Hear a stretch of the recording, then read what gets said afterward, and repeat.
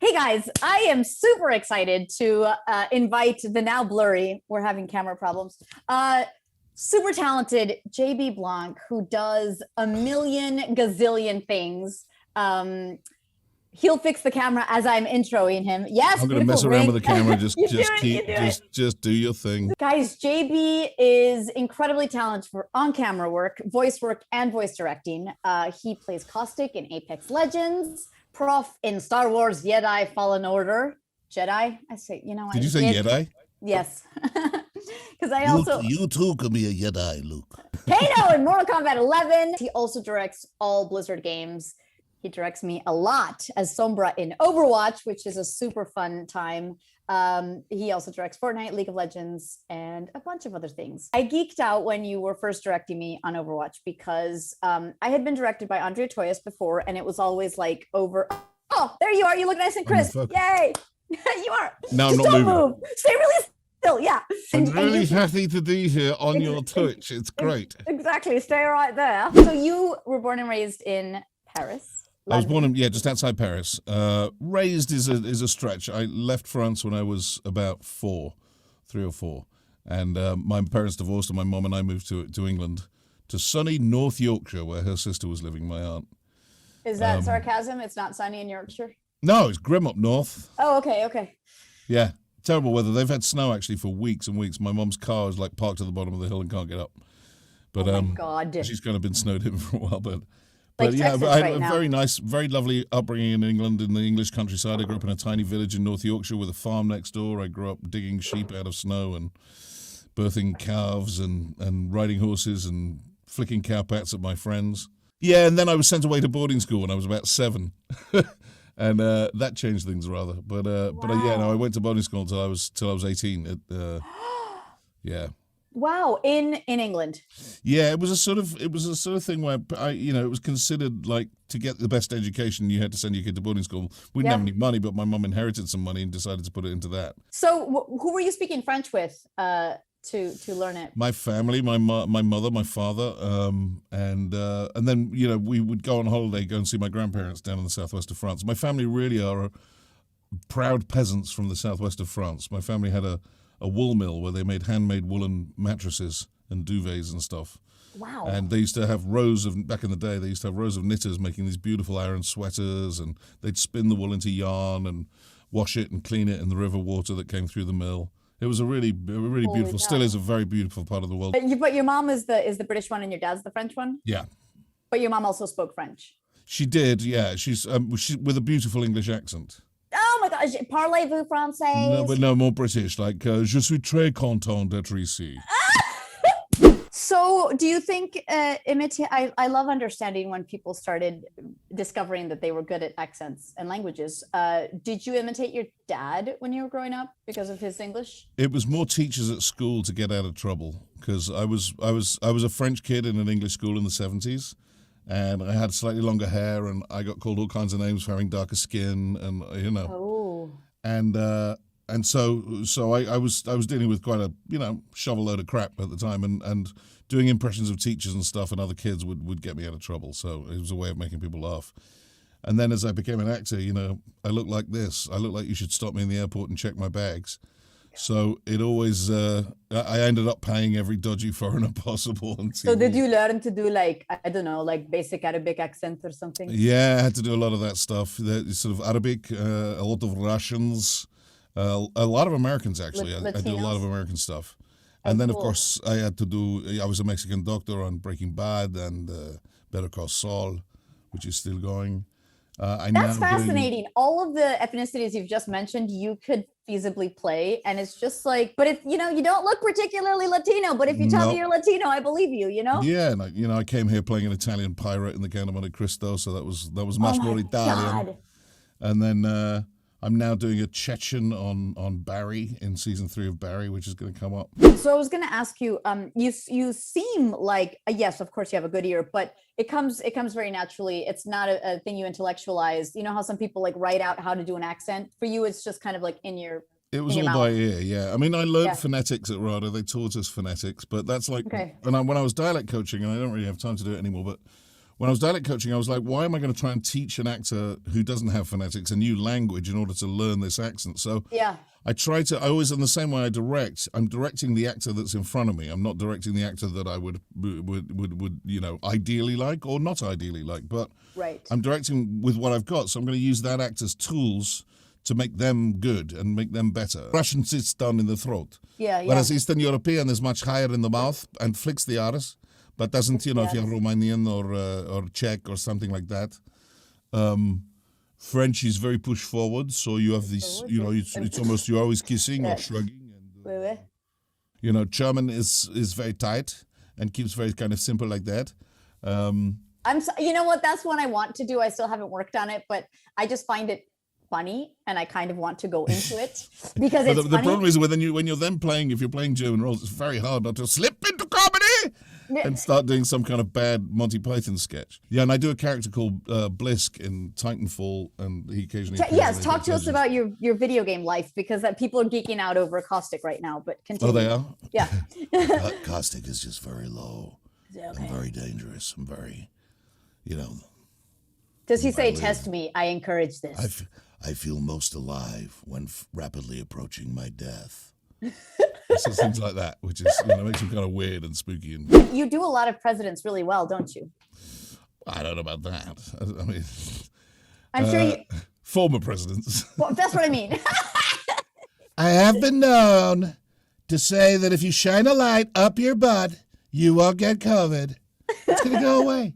It'll be like a dream. You'll see. The weather's gonna get warmer. Do you have a Barack hiding in there somewhere? No, I don't. No, I've actually never worked on Barack, but racially that can be a little dubious pursuit. I'll just say that.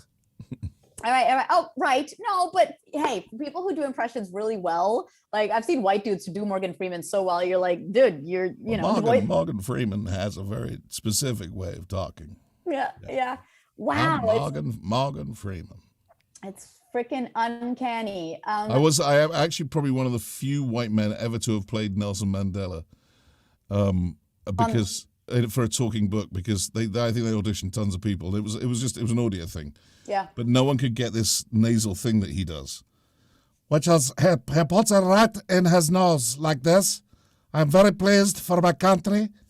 So it's a very specific sound that he has. Have you ever played Indian? I'm afraid that I have many times played Indian, yes. You're afraid? Yes. Let me see. Probably twice, I think. Probably. And there's a sort of difference between the sort of very aristocratic, the Indians that I used to hang out with in London, who are very much like, dude, you got to come down to China Whites, man. The girls down there are crazy. Dude. And then something that is much harder, I'm telling you, you must not stop. It gets into very... Talk to me about directing. How did you get into it? Because guys, he is so effing good. You have a knack for Sombra that I just get excited when we go in the booth because you understand her sarcasm, but you also direct a bunch of other people in their characters. And there's such specific characters, like when you direct Darren DePaul versus Anjali versus, I don't know who else you direct on Overwatch.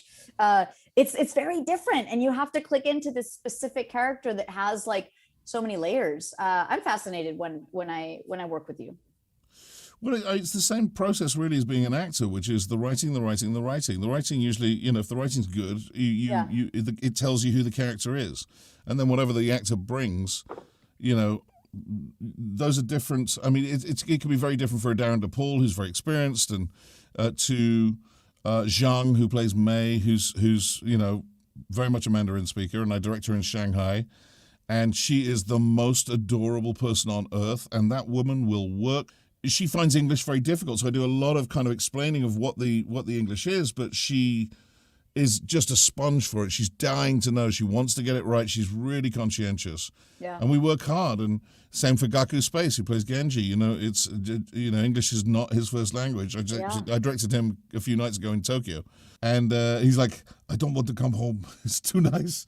Nice. I work better from instinct, so I'm often just working with the actor I've got in front of me in that second, in that moment. Yeah. Because I don't want to prejudge what they're going to do. I don't want to put anything on them. I want them to feel like it's theirs. But if I can help nudge and remind them, because, you know, we all played lots of different characters on lots of different things, you need to reconnect with the character each time. So I just get a different hat on when I'm directing a different project, and different projects have different feels and vibes. And the first directing job I got was I mean, I've had blinding luck, although my ethos is the harder I work, the luckier I get. But I was doing a lot of stuff for Warner Brothers, and there was a producer there called Karen Fishman, and she just turned around and said, listen, we've got this game, Shadow of Mordor, Middle-earth Shadow of Mordor. It's a huge Lord of the Rings game with lots of British characters and lots of orcs. We think you'd be the right person to direct it. And so I was just handed this AAA title. I'd done some directing back home. I directed a dub of a Japanese anime. So I'd been in a booth a lot. This is your first big directing gig? Yeah, it was my first big directing, first game. Holy cow. Yeah, they handed this AAA, and apparently I didn't fuck it up, which is lucky. Yes! Because they then gave me another, and then Blizzard got hold of me, and 2K got hold of me, and now... now you're being tugged in all these different directions in Hollywood. You had to choose because of scheduling, not because of... Like, what would you prioritize? Voice directing versus a cool TV gig where you get to be on camera? You catch me at a time where I'm kind of a caterpillar half coming out of a chrysalis. I'm sort of, you know, the on-camera world has changed a lot. It's different than it used to be. It's tougher. Things are pretty tough in that business. I love the voiceover business because it's so unjudgmental and it's so generally ego-free. And, you know, if I can't do a job, there are 5 people I'll recommend, and they'll hopefully recommend me too. Yeah. I guess Fred Tatasciore is one of my biggest competitors. We could not be better friends. I adore him. I adore his wife and his kid. You know, we're brothers. Yeah. And yet we're competitors. And of course we're not competitors. It's just, you know, I love actors. I love actors. I know how screwed up and insecure they are. I know that when they behave badly, they're usually frightened. And it's a frightening thing to do. And so I love being around actors, and the directing has really enabled me to see a lot more of my friends and interact with them in a way that is unique. No one else gets to do that.